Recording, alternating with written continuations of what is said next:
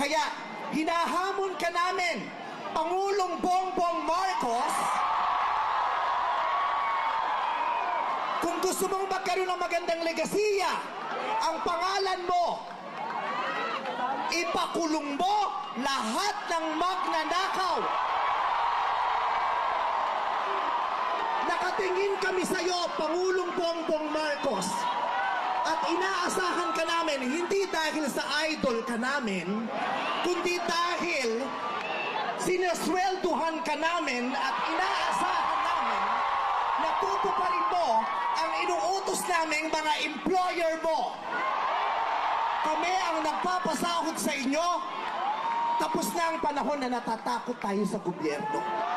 Takutin natin ang gobyerno dahil ang kapangyarihan nasa sa atin, wala sa kanila.